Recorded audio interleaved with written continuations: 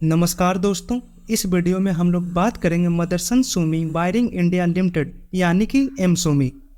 कुछ वक्त पहले ही मदरसन सुमी से ये कंपनी डिमर्ज होकर बाहर निकली थी और उसके बाद इस कंपनी के बारे में ज़्यादा सफिशिएंट डेटा ना होने की वजह से इस कंपनी की परफॉर्मेंस को हम लोग सही तरह से जज नहीं कर पा रहे थे।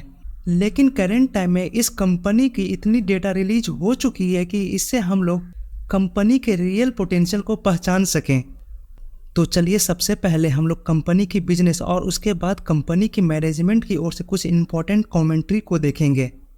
तो जैसा कि मदरसन सुमी के नाम से ही पता चल रहा है कि ये कंपनी वायरिंग में काम करती है और ये वायरिंग गाड़ियों के अंदर की वायरिंग की बातें हो रही है।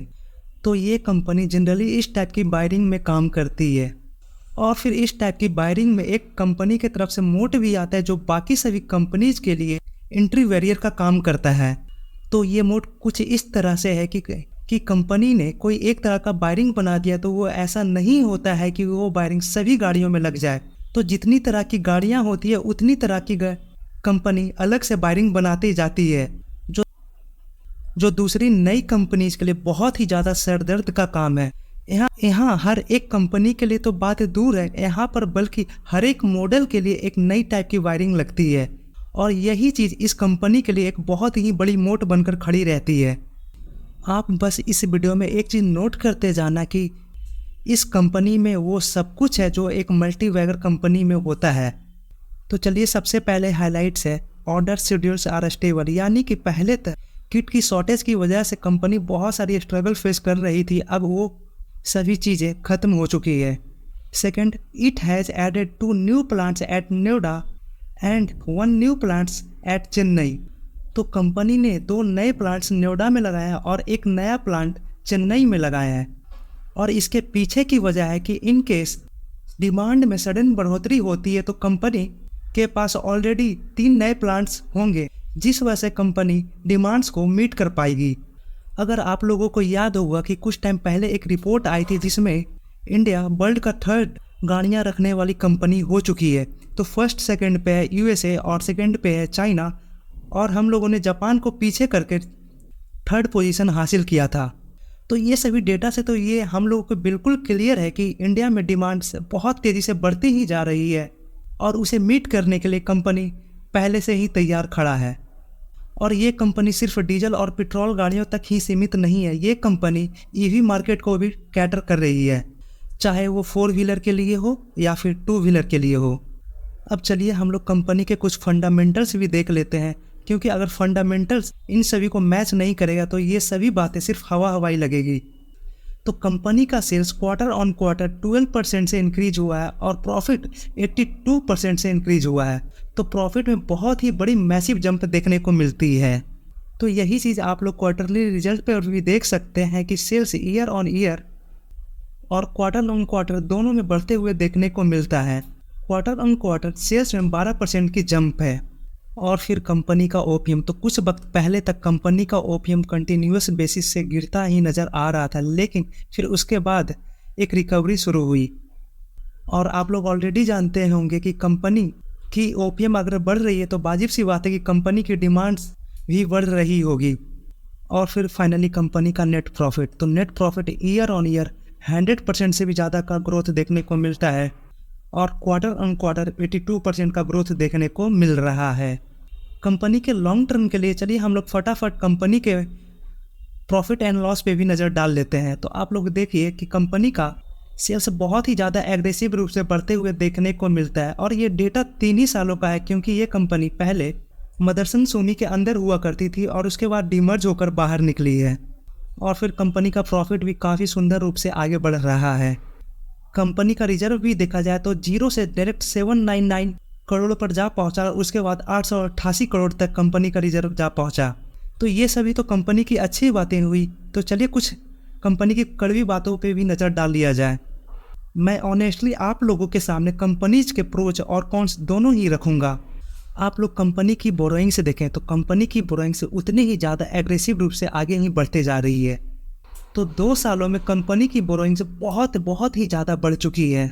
और फिर कंपनी की बोरोइंग्स नापने के लिए हम लोगों के पास एक पैमाना होता है जिसे कहते हैं डेट टू इक्विटी रेशियो। तो चलिए सबसे पहले हम लोग वहीं पर जंप करते हैं। अगर डेट टू इक्विटी रेशियो अगर 1 से नीचे देखने को मिले तो वो कंपनी ज़्यादा रिस्की नहीं है, और इस कंपनी का डेट टू इक्विटी रेशियो 0.28 देखने को मिलता है, जो कि रिस्की कैटेगरी में इस कंपनी को नहीं डालता है। और दूसरा, कंपनी का इंटरेस्ट कवरेज।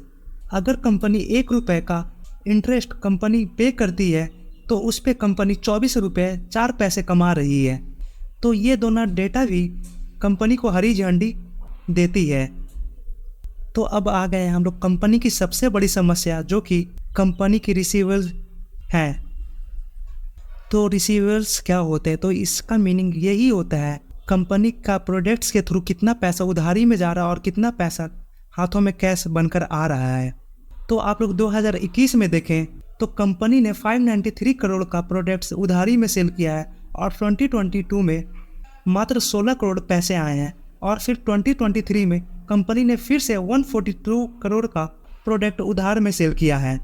तो समस्या यही है कि कंपनी के पास पैसे जल्दी नहीं आ रहे हैं। प्रोडक्ट तो सेल कर रही है लेकिन मैक्सिमम प्रोडक्ट उधारी में सेल हो रही है, और यही सब पैसे से कंपनी जनरली रॉ मटेरियल मंगाती है। तो कंपनी का रॉ मटेरियल क्या है? तो वाजिब सी बात है कि कंपनी वायरिंग में काम करती है तो कॉपर ही इसका रॉ मटेरियल होगा।